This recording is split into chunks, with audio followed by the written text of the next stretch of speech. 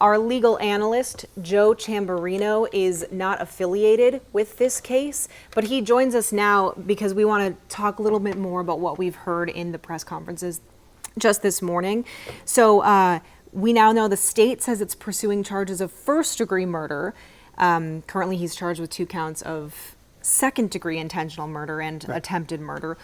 Why is that? Why now does the state want to up those charges? Well, what the state originally did is they came out and did second-degree intentional murder charges. Yeah. And so what they've said now is that they will be seeking first-degree murder charges. So that tells us that they're going to go to a grand jury. A grand jury is the body that decides whether or not someone should be charged with first-degree murder. That's on the state side. But now that he's in federal custody, I doubt he'll be going into state court anytime soon. Okay. The U.S. Marshals have custody of him. He's going to be making a first appearance in federal district court in St. Paul, and I could pretty much guarantee he's just going to be held by the federal authorities. Okay, and we did hear from federal authorities today, too. They are charging Boelter with 6 charges, including stalker, murder, and use of a firearm. They haven't said if they will seek the death penalty, but that is on the table? Yes, it's on the table. Clearly, especially with counts 3 and 4. Going through the 6 charges, he's got counts 1 and 2, which basically are the federal stalking charges. That is almost the exact same type of charge that Luigi Mangione has been charged with for killing, obviously, the CEO executive last December in New York City. And then counts 3 and 4, that deals with murder by use of a firearm, again under federal jurisdiction, and 5 and 6 are firearm charges. But it's count 3 and 4 that will carry the death penalty.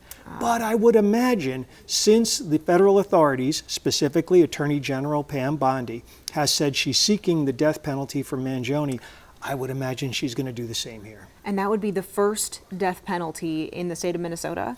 That is correct, under federal. Under federal law. That's right. Under state law, I think our last death penalty case was 1906. And in 1911, the state of Minnesota outlawed the death penalty. However, we have never had, in the District of Minnesota, which is the whole state, a federal death penalty. We've never had that. So if this does happen, it will be the first in Minnesota history. Wow. We just this morning heard from both state leaders and federal leaders, and I gotta say, the federal leaders gave so much more information in their press conference than state leader. Why is that?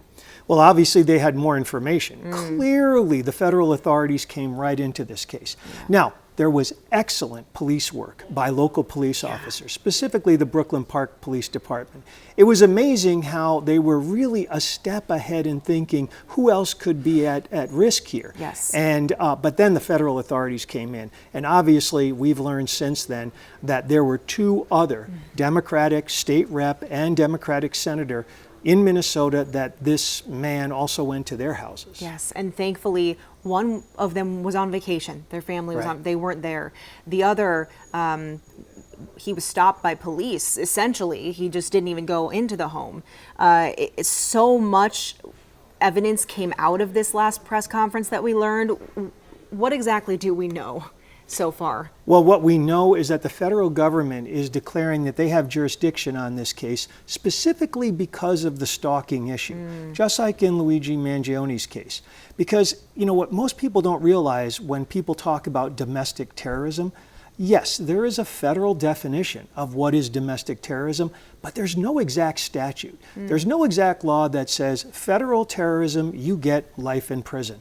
Rather, what happens is that the federal government will use one type of crime, such as stalking or a weapons violation, and couple it with a domestic terrorism type of situation. Okay. And that's basically what they did in the Mangione case, and that's going to be, well, clearly that's what they're doing in this case. Right, and you said that he'll most likely remain in federal custody. Anything else that you can think of that happens next after his first appearance in court this afternoon? Well, a few things happen. And once you're in federal jurisdiction, you're going to be entitled to what's called a detention hearing, where you could ask the judge to be released. But that's not going to happen in this case. He's not going to be released from federal custody. Then you have the concomitant state prosecution. So the state prosecutors might want to get custody of him so he could go to state court. I doubt that's going to happen. Okay. Once the U.S. Marshals have you in a case like this, they're not going to release you to state authorities. And then after his detention hearing, he's entitled to basically like a probable cause hearing, if it stays as a complaint.